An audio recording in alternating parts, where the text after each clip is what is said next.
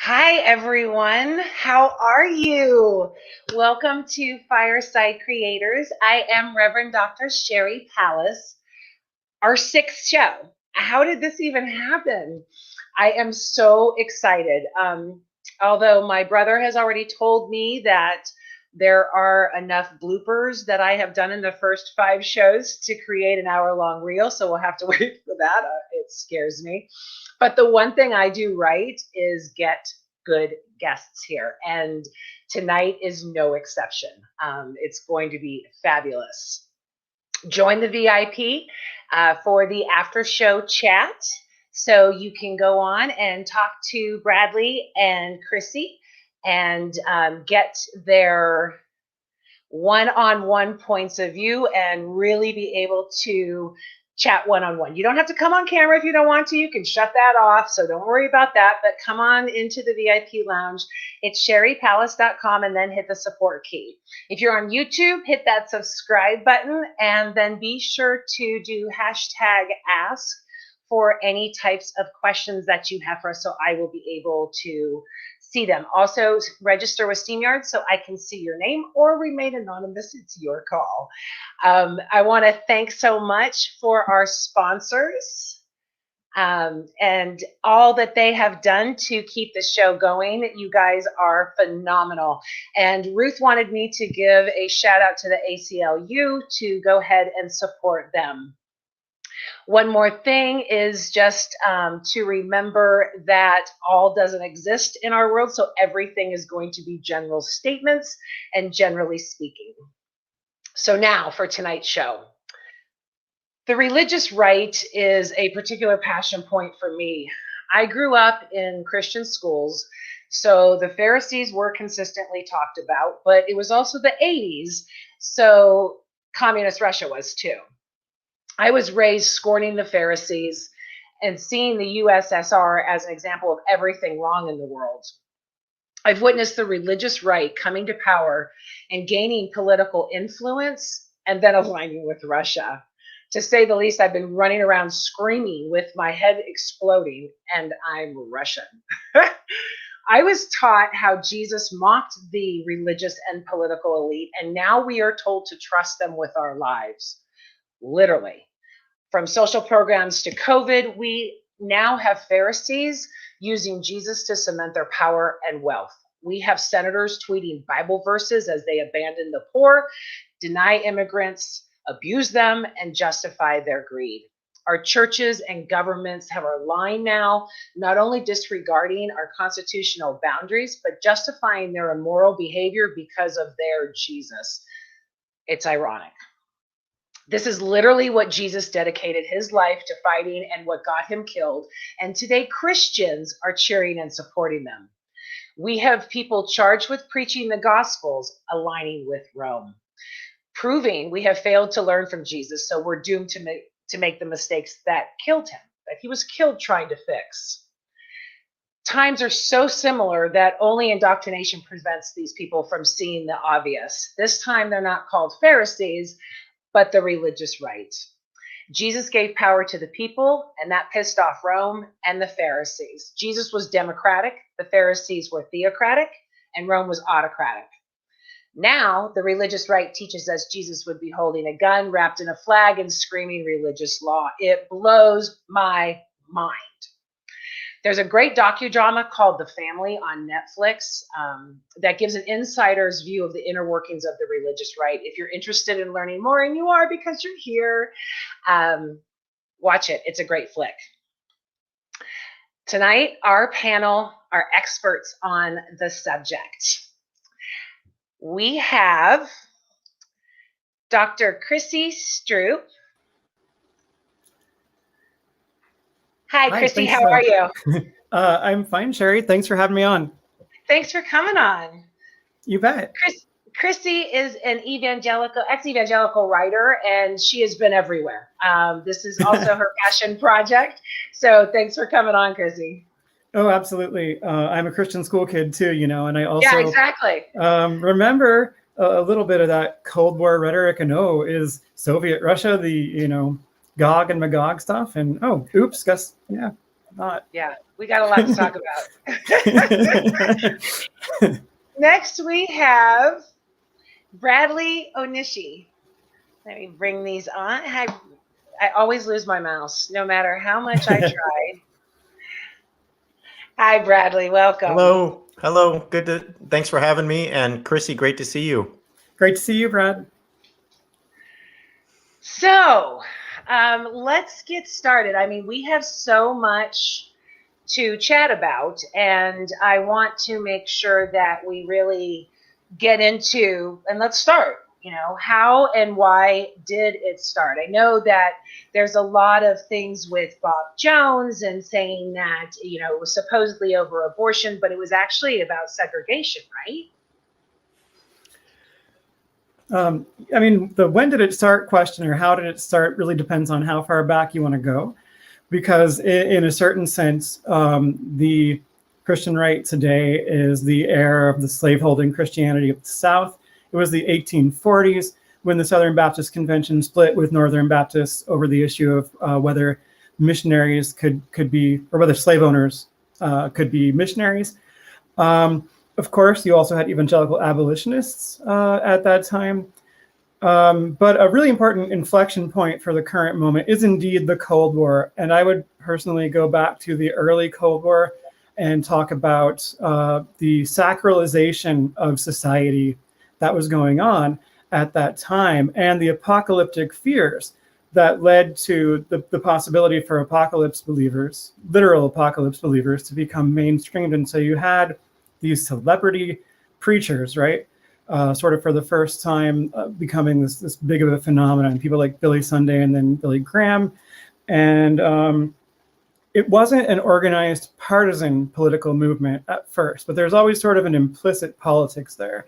And it's also very much an anti-communist politics. And then, of course, when you get to the civil rights movement, Billy Graham himself is pulling back from Martin Luther King saying, no, okay, too far, too fast.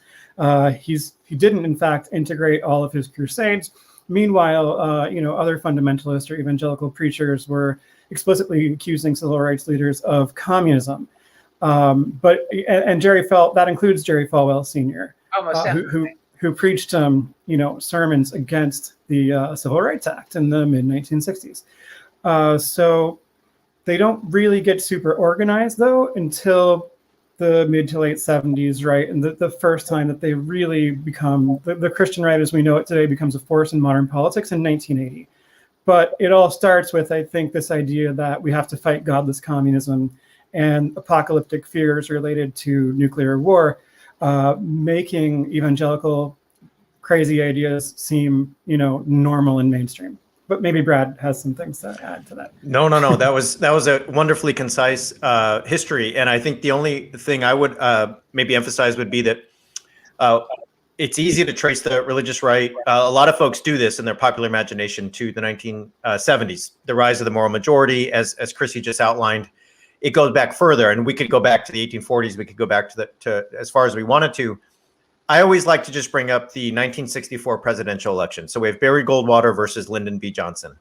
And it's a forgotten election because Goldwater gets trounced. He only wins 6 states. And it's sort of like, why is this important? Well, the Goldwater versus Johnson election is really important because Goldwater was an extremist. Goldwater was the kind of candidate that was never supposed to be the GOP nominee and sort of miraculously won over Nelson Rockefeller and other more moderate Republicans. When he accepted his nomination, Goldwater said that extremism in the name of freedom and democracy is no vice. He basically said extremism is the game, and moderation is not a virtue. So compromise, dialogue, none of that, Republican Party. Now, how did Goldwater get to that place? Evangelicals, white evangelicals, especially in the South and in the Southwest. So we're talking Southern California, we're talking Arizona, places like that. That sort of extremism sets the tone, in my view. If we see people warning of a new civil war, if we see MAGA Nation rising up and claiming that they're going to secede, or they're going to, as we saw on January 6th, wage actual physical violence and attempted coups, to me, that 1964 election, when extremism becomes the virtue, is a place to really look to. And of course, after that, we can go forward. But from the ashes of that bitter defeat, Goldwater loses 400 and something electoral votes to 36 electoral votes, whatever it was. We get the CNP. So we get Paul Weyrich. We get the Heritage Foundation, right? We get all of the sort of modern institutions and conservative alphabet soup. They all come from that, the ashes of that bitter defeat. And that gives us the partnership with the moral majority and Jerry Falwell. And then we're off and running into the 70s and 80s. And so that's what I would add. And that I always just like to focus on that election as a kind of point where we can notice maybe the tone of the modern day GOP and its marriage to white evangelicalism. That makes a lot of sense. And I would just quickly add that, Weyrich from that point on was looking for a way to unite Catholics and Protestants, conservative white Christians under, one party to get them to vote as a bloc. And it was his and Jerry Falwell Sr.'s genius ultimately that resulted in them uniting around abortion, which really just became a proxy for segregation, which you could no longer, as Atwater famously said, explicitly run on. Yeah. Yep. I'm kind of stumped because I saw a documentary years ago about Barry Goldwater, and I've actually said that if anything, I was a Goldwater Republican. So everything you're saying right now, I'm definitely going to have to look into deeper because I saw the whole thing with Hillary working there, and this is just like I've known the other the back panels and where they've gone, but you just got me on that one. Wow. And the funny thing is, Goldwater didn't like the preachers, right? He didn't want preachers in politics, and so that didn't stop him from being a hardline extremist on race and that sort of thing. I mean, Goldwater would not support the Civil Rights Act, and as you emphasized, Chrissy, Goldwater very casually said maybe we should just use atomic weapons when it comes to the South China Sea or Vietnam. And so, to your point, Chrissy, about communism and other, Goldwater was the masculine strongman who said, "I'll just use nuclear weapons." I mean, if people want a sort of foreshadowing of Trump's toxic masculinity, the cowboy image, Goldwater, the Arizona senator, is a perfect example. Trump liked to talk like that too, of course, and then he actually dropped one of those Moabs in Afghanistan, right? The mother of all bombs, but one of his first tasks. What was it? Having chocolate cake with China. Yeah, I mean, the fingers that it has and the power that it has scares me. And I mean, it builds the hypocrisy. It makes me scratch my head. It makes me scream. I know, Chrissy, that you always get into there's no fake Christians and all of that type of thing, but I can't help but to say, how can you say you're Christians and you do this? I mean, like I said in the opener, there Jesus is wrapped in a flag wearing, holding a gun. And I don't know that. I don't see how that happened. I mean, I've seen the progress and I've been screaming, but why do so many people miss it? How can we sit here and go, it's obvious, and someone say, no, this is the right way of going? Well, I mean, as Brad likes to say, you don't have religious communities or institutions outside of culture, right? So culture is going to heavily influence how texts and traditions are interpreted in a certain social context. So I think that's important here. I also would say that, a certain kind of hypocrisy, unspoken, is tolerated in any authoritarian system.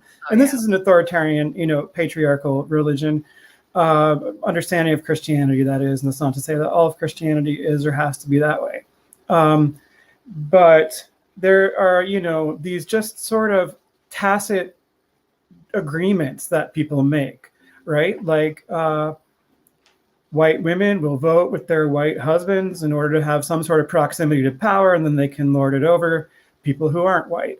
And part of that, and it does go back to the legacy of slavery and sexual exploitation of women of color in the United States is often that, these men do get to have all kinds of affairs while being deacons or elders or, civic pillars of the community. And the women often would, and in some cases still do, look the other way because it's not in their interest to, or they don't think it is, or they're just too afraid, to speak up or to leave or to do something about it. Abuse is tolerated throughout an authoritarian system. And, you can say that's not your understanding of Jesus, and I respect that. I can see Jesus in different ways myself. I mean, personally, I'm very ambivalent toward Jesus. I don't think that Jesus is such a straightforward hippie liberal as, progressive Christians like to represent him. I think Jesus had an authoritarian streak. And, on the days that I'm feeling more cantankerous than usual, I'd probably quip that, well, if Jesus had just had enough time, he could have become a first century Jim Jones. I mean, I think he had that potential in him, to be quite frank. But he, got crucified, so he didn't become Jim Jones. Of course, he might not have, right? But I don't think it's a given that he wouldn't, because he was a charismatic leader who made extreme demands on his followers that were quite controlling. And I think if he wasn't already just Jesus in our heads, because Jesus means so much, right? If he wasn't Jesus, we wouldn't give him a pass on that controlling behavior. Like, no, you're not a real follower of me if you don't hate your mother and father. You're not a real follower of me if you take time to bury the dead instead of coming out right now and doing my thing. Who cares about your father's funeral? Jesus has that, let's, open things up for women, for the poor. So did Jim Jones, though, right? Well, so did David Koresh. I mean, David Koresh said, leave all of your belongings and come and follow me. I mean, my whole thing is that, for me personally, the divinity and all of that's a totally different conversation. But for me, as far as the Western faith, Jesus was the first chance at showing us how to love. And you don't see that anywhere else in the Bible, at least, from my perspective. It's, there's the patriarchy and the purity and all of that stuff. But I also don't believe it was perfect either.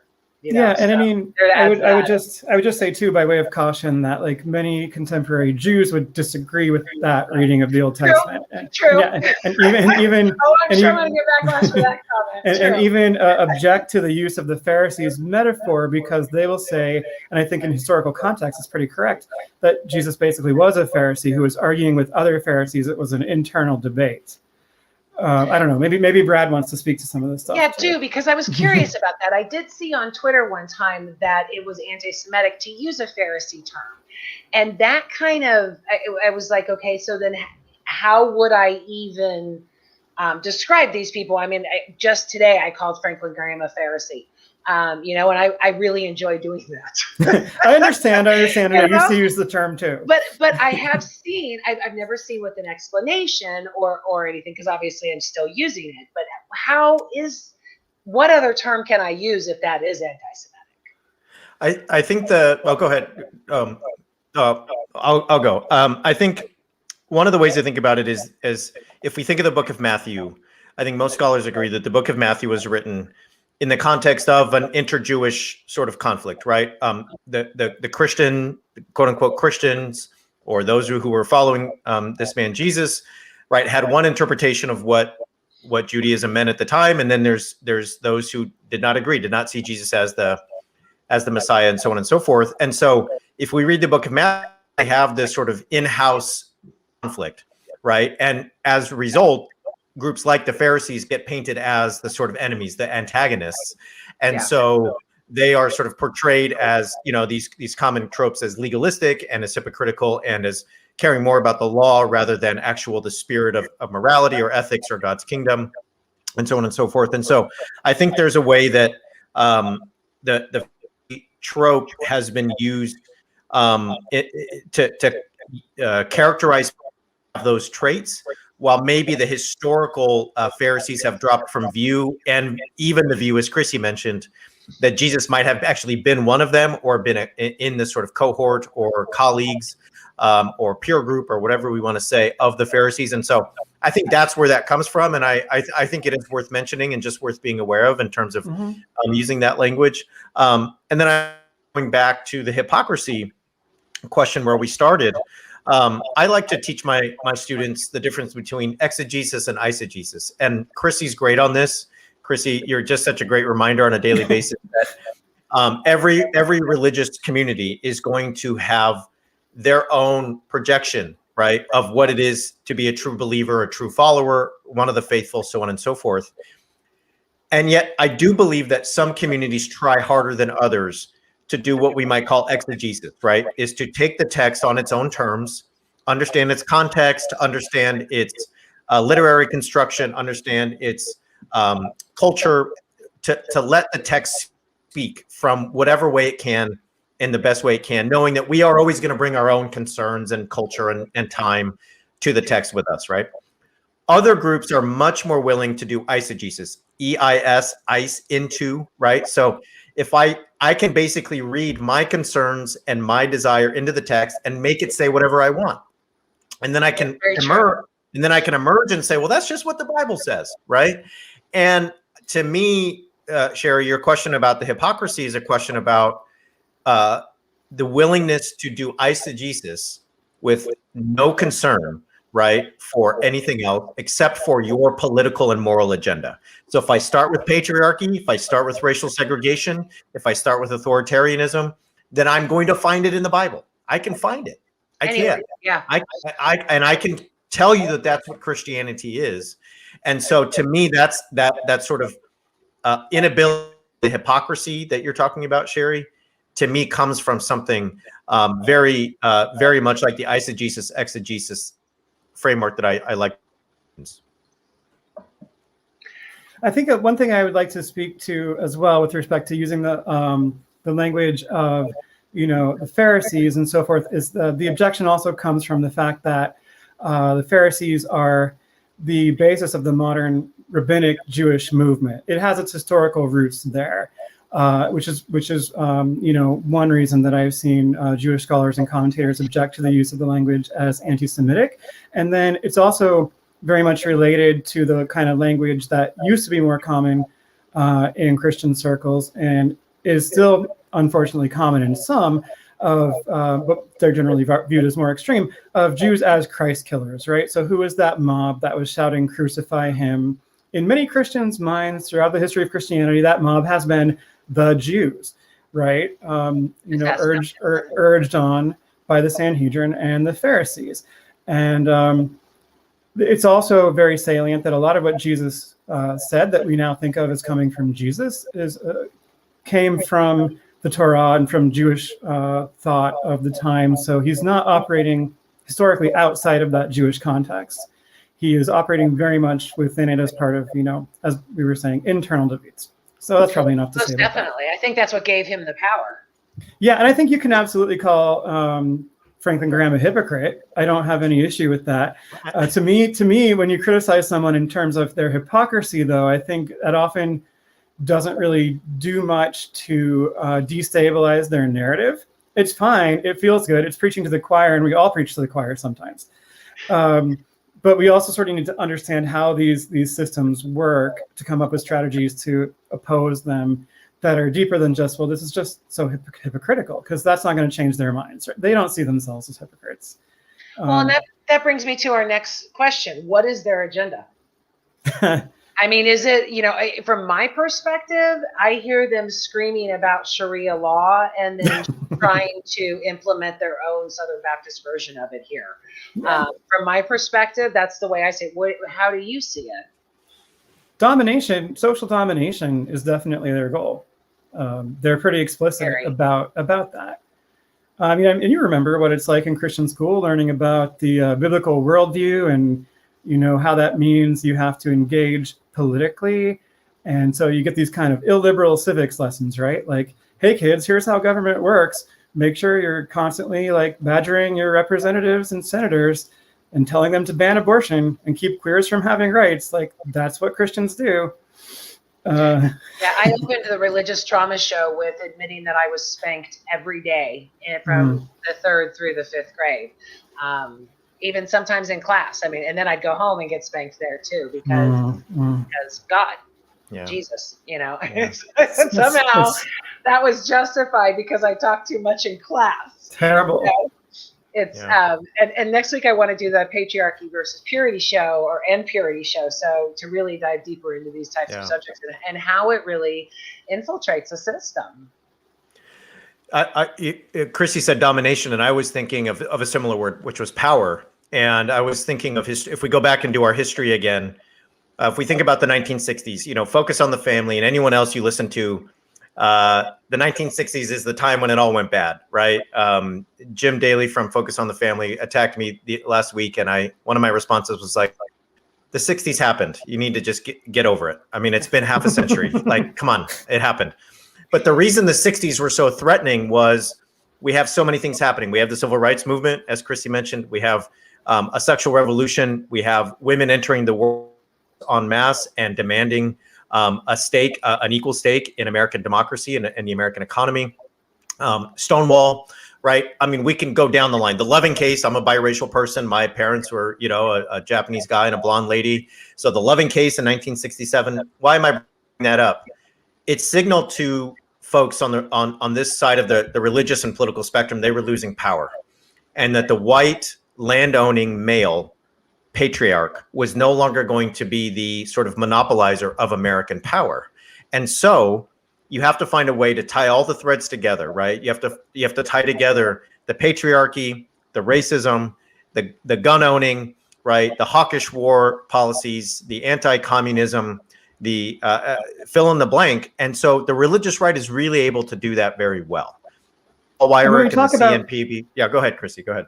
I was just going to say, when we talk about institution building, you know, before you get things like the CNP and the Heritage Foundation, you get Christian schools. Yeah. Right. They are founded starting in the 1960s. And so this is part of what I call a massive generational social experiment, you know, to which I was subjected without my consent. And so are you. Right. To you know, raise up the next generation of culture warriors to take the country back for Christ, back to the 1950s, maybe, or what the 1950s was in their minds. Yeah. You know, it's why I left, because there's so much exclusion. There's so much division. It's just such a clique that it just makes me go, why would I even want to be a part of that? I mean, it all goes back to division. They're so afraid of difference.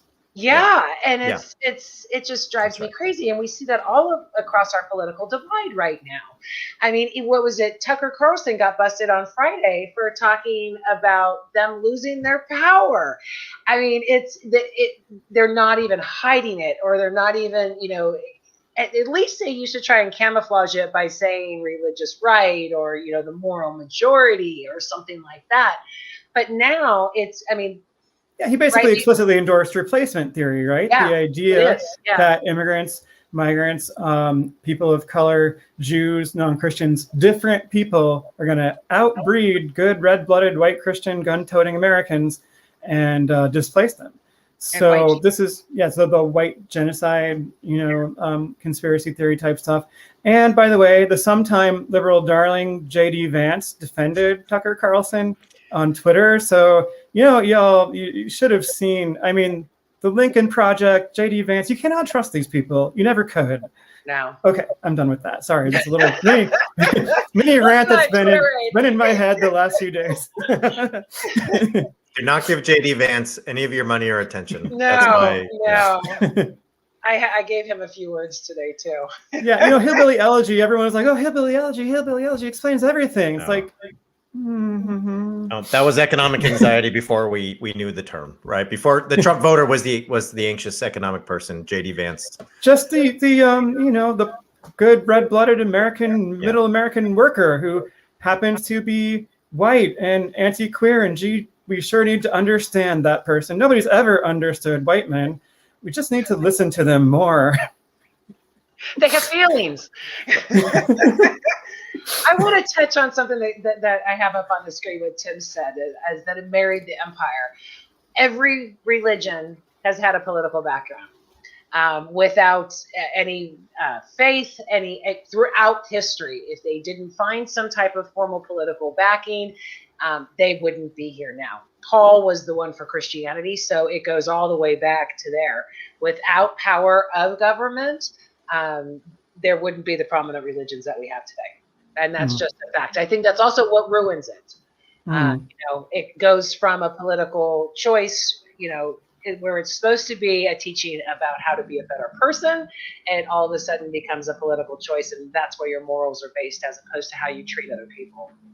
Yeah, hegemonic religion has been with us for a very long time, because even in modern times, secular governments, they still depend to some degree for their justification on some kind of charismatic authority, right? So I'm kind of using the term here in the sense of one of the founding fathers of sociology, Max Weber, who's like one of my favorite, like history of sociology guys, or just like, classic scholars to bring up. Like, I'm a little bit, this is out of fashion now, but I like Max Weber.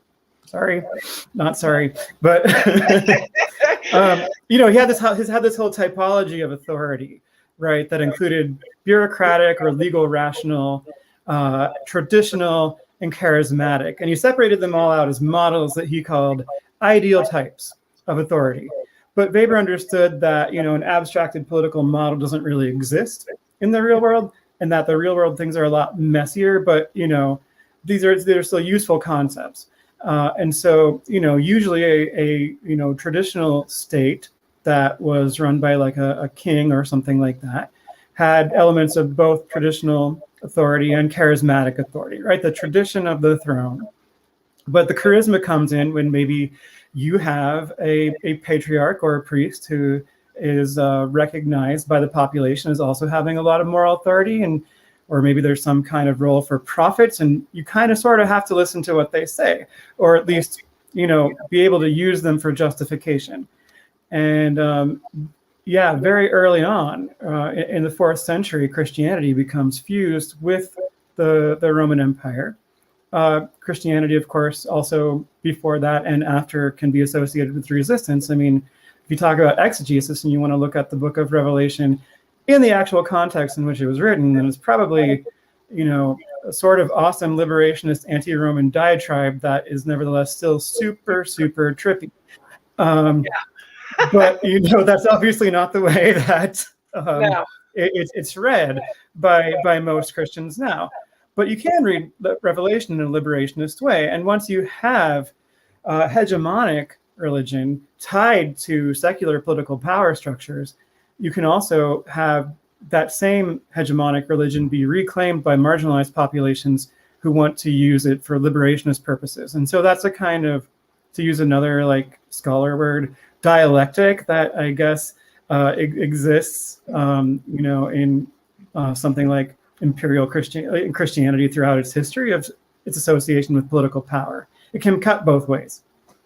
Well, when I had heard that Revelation was actually directed to Nero, I went back and read it with that frame of mind, and you're right. It was, we're going to get them. Not they're going to get us. And the whole, I used to get my neighborhood kids because the sky would turn. I'd be like, he's coming back. He's coming back. I have no idea where these children are now, but they have got to look back and go, this crazy chick back in the day, because that was my day. I went to school and it was, you better behave, you're going to end up in hell. And that way, as you grow up, you automatically accept that patriarchal role of the government. They say they want small government, but they want small government for them, not for anyone else. Yeah. Mm-hmm. Which is why Christian Reconstructionists like Gary North can work very intimately with libertarians like Ron Paul. Scary Gary, as he's sometimes called in the circles that actually know who he is, was a longtime economic advisor to Ron Paul because he did want a small civil government, right, in order to allow the church and the family room for that good Christian domination that they crave. Yeah.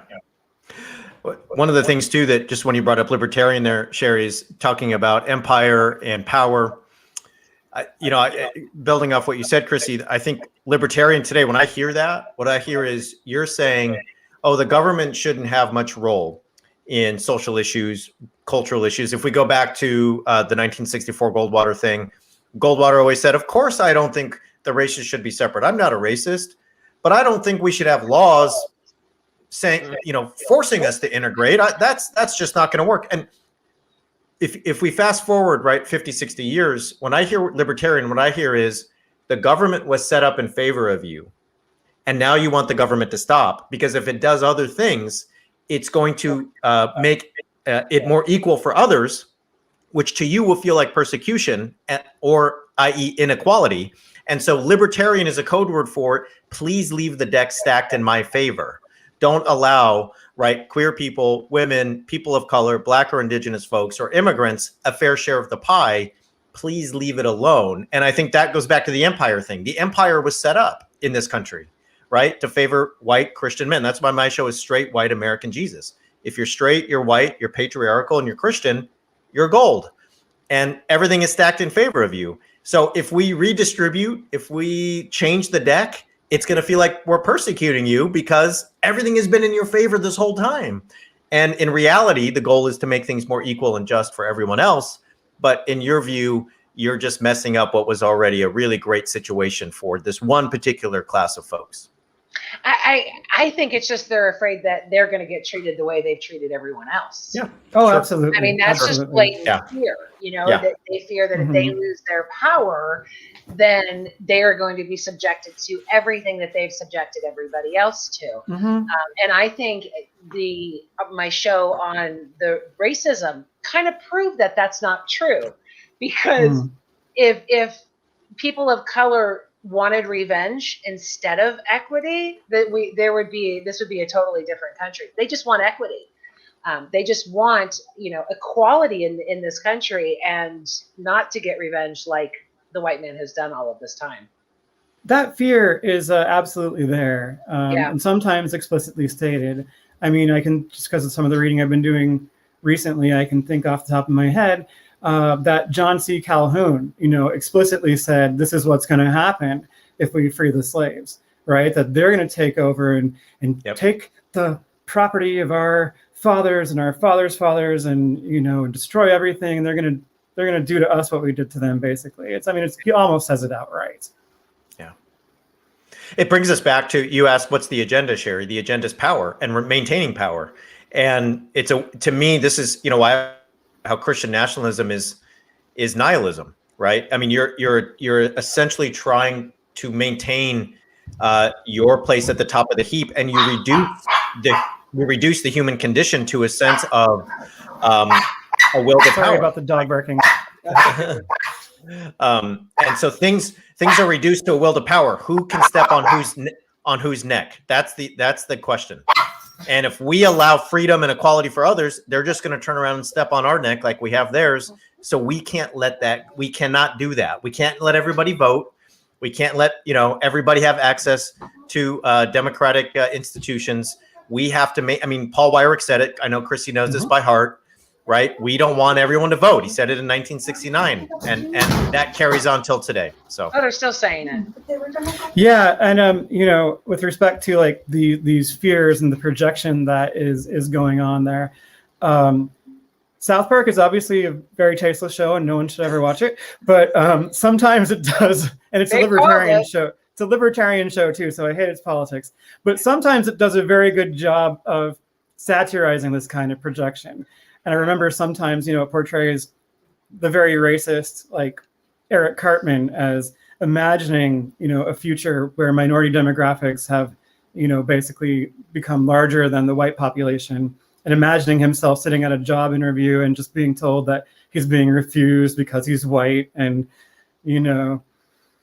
well, son, you'll just never get the same opportunities a minority gets. No. I mean, this is really how they think. Yeah. So do they maintain their power because of God? By using God and Jesus? Is that how they maintain it? Well, it's an important source of charismatic authority throughout history.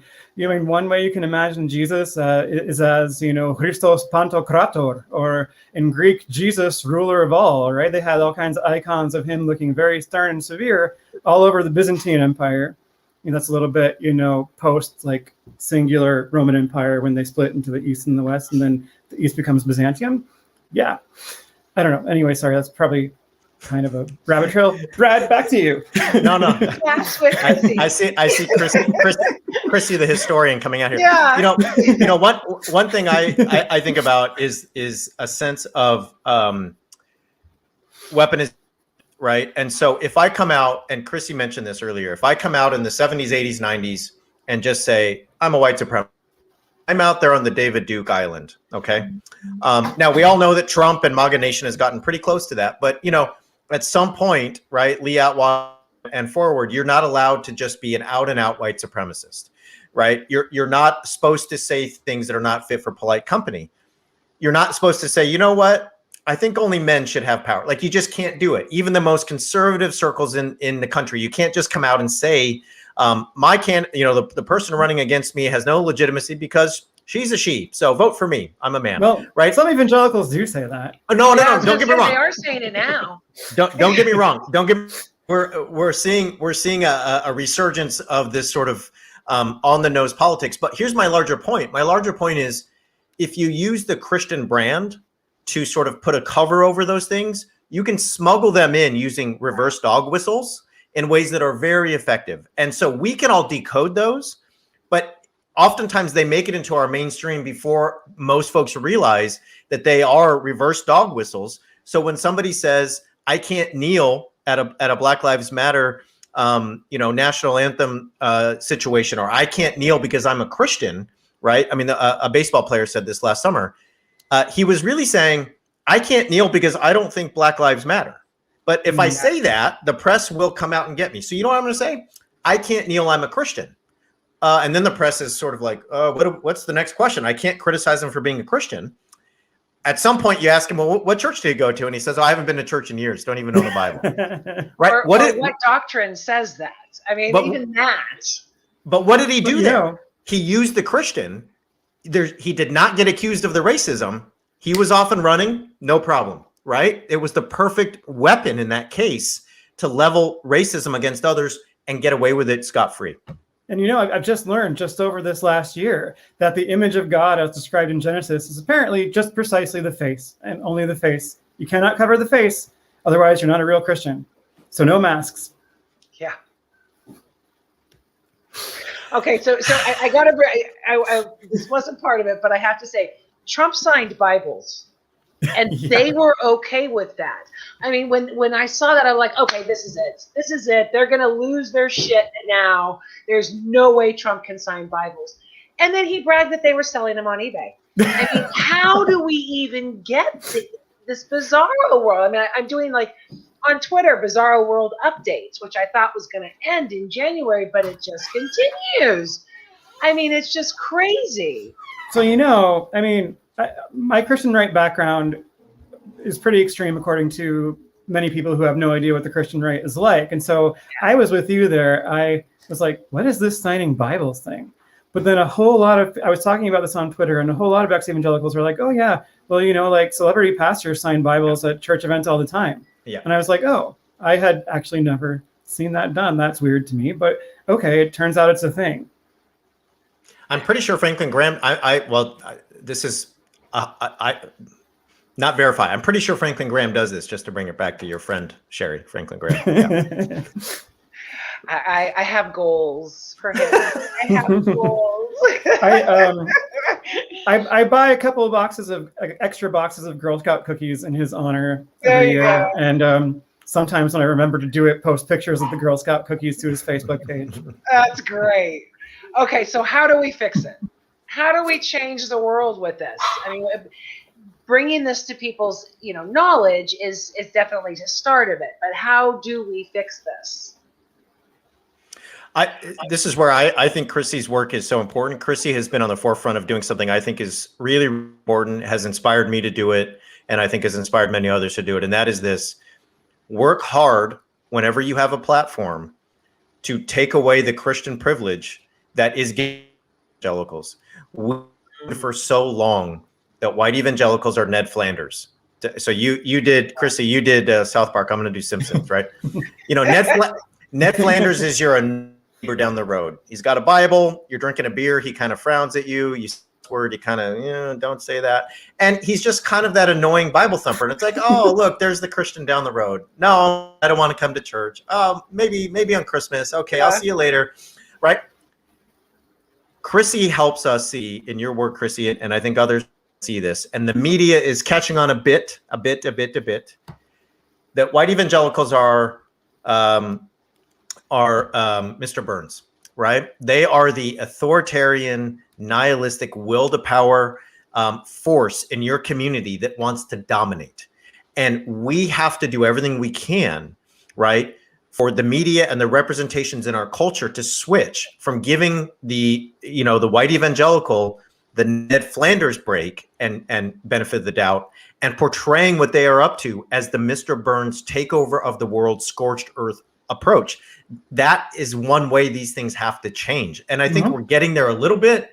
And I know what Chrissy's going to say. We're not even close to being where we should be. No, but actually, I mean, yes, but I'm more optimistic than I have been in a long time, because recent coverage in the New York Times and the Washington Post has, while it's still, not perfect, it's far better than it's been in the past. And one thing that I've been advocating for the last few years, in order to have more fair, even in just strictly journalistic terms, coverage of evangelicals, is to include ex-evangelical voices and also critical scholarly perspectives, instead of just basically giving the evangelicals a platform to spew their own carefully crafted PR-savvy talking points, right? Don't just give them free PR. Don't keep letting them play without an opponent. All that does is whitewash them and normalize extremism. And so I've been saying, look, change the conversation. And I've been trying to facilitate some of that change by creating some hashtags and being involved with some hashtag campaigns.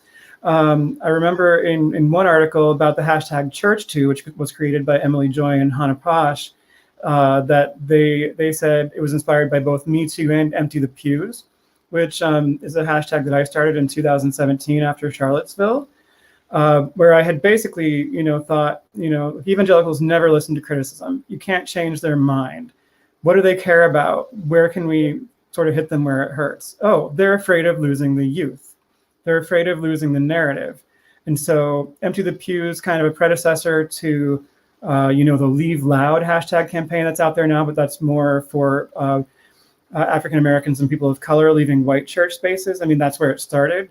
But they're similar things, I think. When I created Empty the Pews, I called for people to share their stories of leaving toxic churches over bigotry. And I said, it doesn't matter to me, because, I embrace pluralism, whether you end up in, better inclusive religion or no religion like me.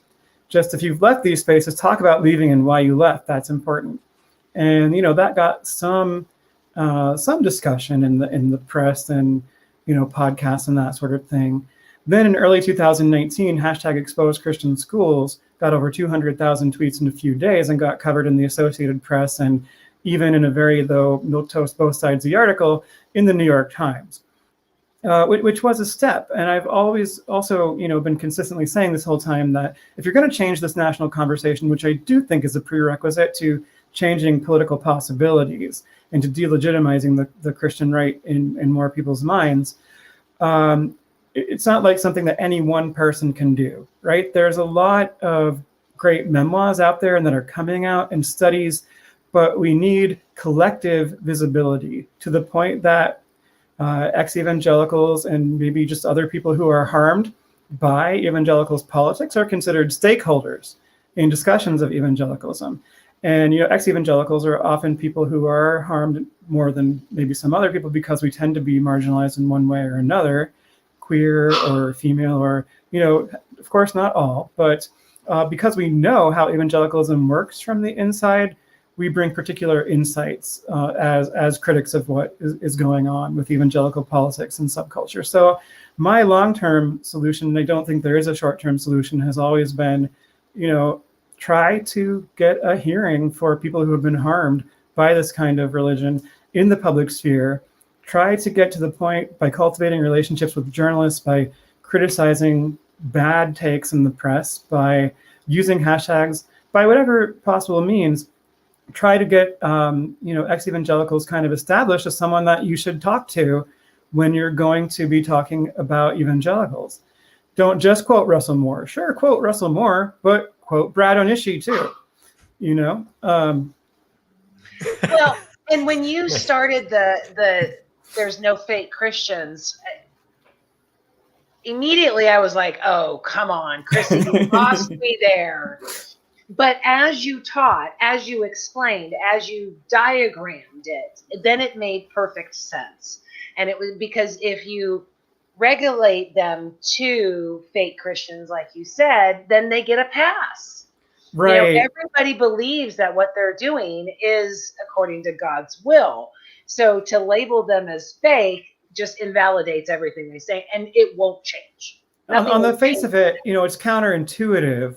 But when you take Christians that you don't like and you call them fake Christians, you're actually reinforcing Christian supremacism, Christian hegemony in our society, because you're equating Christian with good.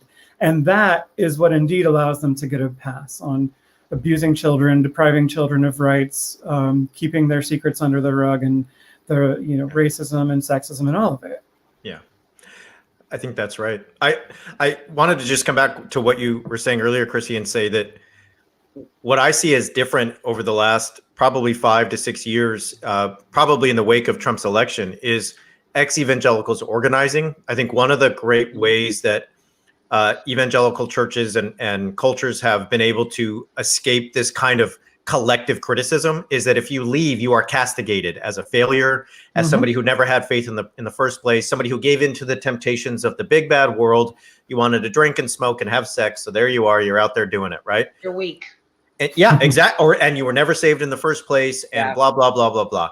And what's happening now is what we're seeing is the kind of collectivization of voices. Now, all the voices aren't the same. All the voices don't always agree, but there's starting to be enough of us, writers, creators, podcasters, authors, that you can't ignore it if you are the press, if you are the wider culture, that the category of the ex-evangelical who has a very sort of reflective and interrogative and complex interpretation of their trauma, of their experience, it has happened on such a grand scale in the United States, is at this point becoming unavoidable. And so if we can continue that momentum, instead of being the lone folks out in the desert by ourselves, if we can be a group who has gathered together and said, we all share a sense of trauma that needs to be heard, because we need to see that this is affecting so many of you in culture, even if you think you've never encountered evangelicalism of this kind. The court cases, the political organizing, the policy decisions that are coming down and affecting women and people of color and people in queer community.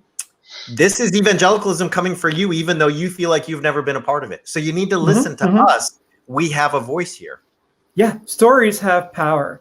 They have the power to incite empathy, and empathy is the thing that changes public opinion.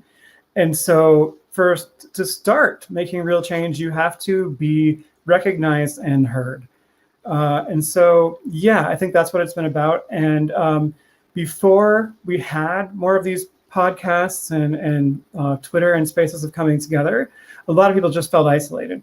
I know I did for years. And sometimes when we use the hashtag campaigns, you just see people saying, oh, I thought I was the only one. Oh, you also, one time you went in a room like thinking your parents were going to be there and then they weren't there. And you're like, oh no, the rapture happened and I've been left behind. Like, I'm not the only person that happened to, or I'm not the only person who got super scared by a thief in the night and had nightmares. Like, it's great to be able to recognize that empowers people a little bit to reclaim our stories from evangelicals who, tell their own story about us, which is that we're backslidden, we were never really saved, and so forth. So reclaiming our own stories is personally empowering, and it can be a source of change in our society if we find willingness on the part of the wider culture to listen. That's also why the press is important. Well, and I think Pew Research kind of in labeling us the nuns the NONES, also gave us some camaraderie, because at that point we're like, whoa, there's 77 million of us. It's hard to feel alone when you see those numbers, and that it's growing. 30% of the population. Yeah. Bitches. And Blake and Kimberly Stover last week were talking about that, how we all felt alone, and social media helped us to come together and to bring all of that. Yeah, that's right. And we're, one of the things I say on my show is, those of us who left, we're not only the nuns. Some of us are nuns, some of us are not. Some of us are Christian and other things. But most of us are the duns. And what I mean by that is we gave everything we had. Now we're now done. When you leave evangelicalism, it's often, oh, you didn't try hard enough. You never had faith in the first place. You didn't give yourself wholly to the Lord. And it's usually the opposite. Those of us at age 16 who were given everything we had to sort of understand faith and devote ourselves to God, eventually realized at some point the jig was up. The game was not a winning. It was not a winning game, and so we left. And so we're the duns rather than simply the nuns. And I think that's part of reclaiming our story too. We're not the ones who gave up. We're the ones who gave everything, and we realized the game was rigged in a very bad way to start. And I think that's probably the core of the issue, is that they're always blaming us. Yes. As opposed to some introspection to say, why is everybody leaving? I mean, people are starting to get to that at this point, but it's you, it's your fault. You're the faithless, you're flawed, we're perfect. So it's got to be your issue. It's the Principal Skinner meme. Yeah. Leaving, it's not. There's some serious flaws going on. Yeah. Am I out of touch? No, it's the leavers who are wrong. Yeah, exactly. Call them. They're heretics. I mean, there's kind of even still hints of that in Russell Moore's recent newsletter, where he talked about ex-evangelicals and, oh, gee, what if they had been around when I was 16? Would I have left too? Thank God I found C.S. Lewis. By the way, if you reread C.S. Lewis, Mere Christianity, when you are not 16, let me just say, when I was a child, I thought like a child and all that. C.S. Lewis is not a convincing apologist at all. I have stories about The Lion, the Witch, and the Wardrobe, but that'll be for a different show. And we are at the top of the hour. So, Chrissy, where can everybody find you? What projects are you working, and what final words do you have for us? Well, I just want to say thanks again, Sherry, for doing this. It's a great project that you have going, and Thank you. Really appreciate being invited to be a part of it, and getting to be on a panel with Brad is always something I super enjoy, because he's a very cool guy. So thanks, Brad. And you can find me on Twitter at @C_Stroop, where I'll probably be yelling at Tim Keller or Albert Mueller. You can. I also write a lot for Religion Dispatches. Recently, I've written a lot for a pro-democracy publication called The Conversationalist. I used to write a lot for Playboy, and then publishing structures changed such that they just don't publish as much. But I've written for Dame Magazine. I love that I've written for both Playboy and Dame Magazine. And if you have a problem with that, fight me. I got your back, Chrissy. Do you have any projects coming up that we should know about? I am kind of working on a single author book with the working title of Children of the Culture Wars, in which I want to do a history of the Christian rights, political and social project of the last half century or so, but from the perspectives of people who were socialized in it and then left, using interviews to bring a kind of ethnographic element to this, as well as integrating my own story, and then using my research skills and knowledge as a trained historian. So you could call it an autoethnography, but hopefully it won't be boring. I was also working. When it comes out, then. I was also working on a follow-up project to Empty the Pews, Stories of Leaving the Church, my co-edited anthology with Lauren O'Neill of personal essays by former conservative Christians, we have put that on hiatus for now, on indefinite hiatus.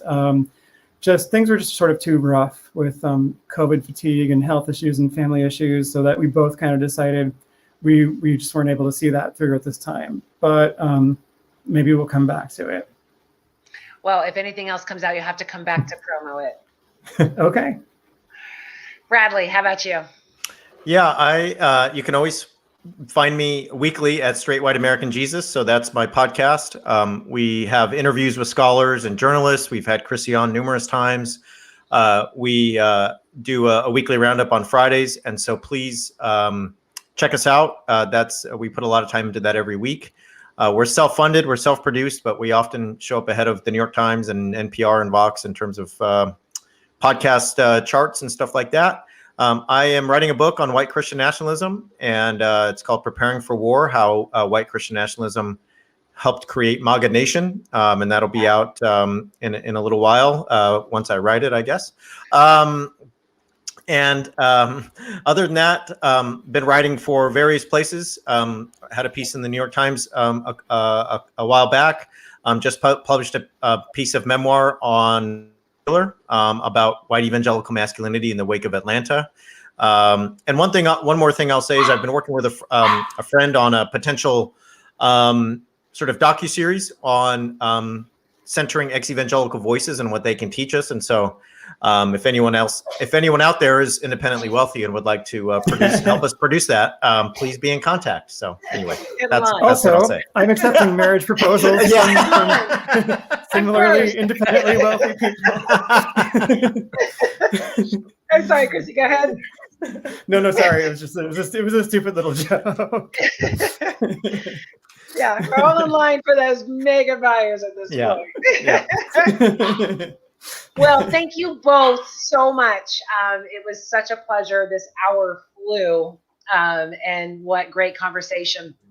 You guys can stay in back, and then we will hop over into the VIP, and thanks for everything. I will send you guys backstage. Bye, guys. Bye. Wasn't that great? Oh my God.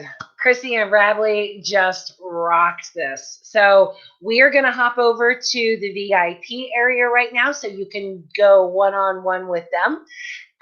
Next week, I want to do purity and the patriarchy. I think it's time for that to really dive deeper into that subject.